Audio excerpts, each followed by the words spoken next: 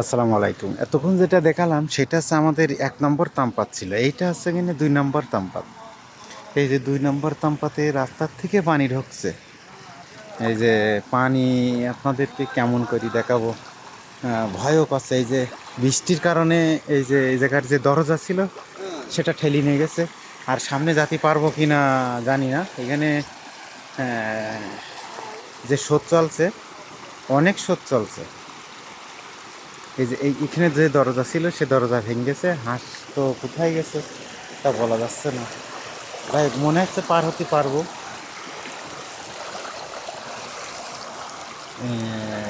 হাঁস মনে হচ্ছে বৃষ্টির কারণে বছর অনেক বড় ক্ষতি হয়ে যাবে। যাই হোক, আজকে মনে হয় সকালে ডিম তুলতেও পারিনি, কারণ ডিম তোলার পরিবেশ ছিল না।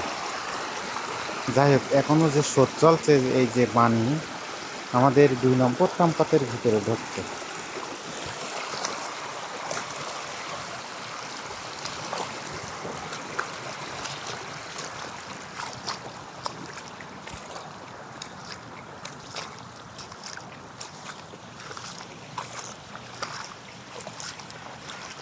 কোন যাচ্ছ?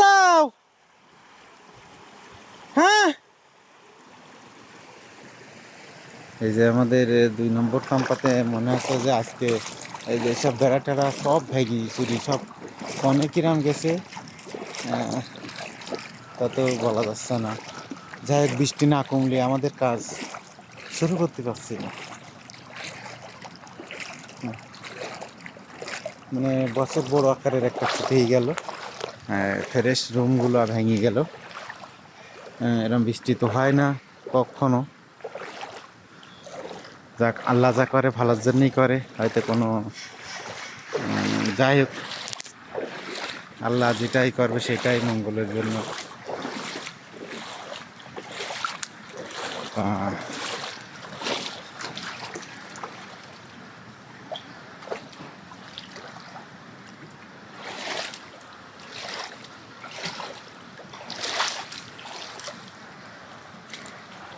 আমাদের ডিম দেওয়া শুরু হয়েছে অল্প অল্প। যাই হোক, হাঁস তো অনেক ক্ষতি হয়ে গেছে। এই যে এইটা করতে কনিকের হাঁস আসলে তা জানি না, কারণ এখানে সব কালো হাঁস ছিল। আর সব কালো হাঁসের জায়গায়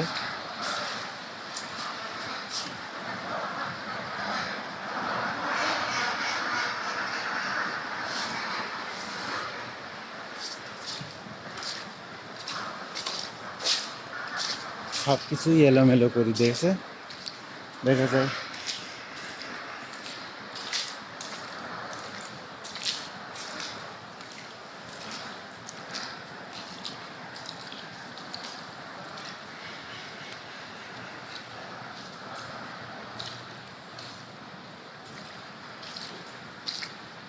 যাই হোক, যেটা বলছিলাম, মালয়েশিয়ায় আজকে 17 তারিখ, কালকে 16 তারিখই বৃষ্টি।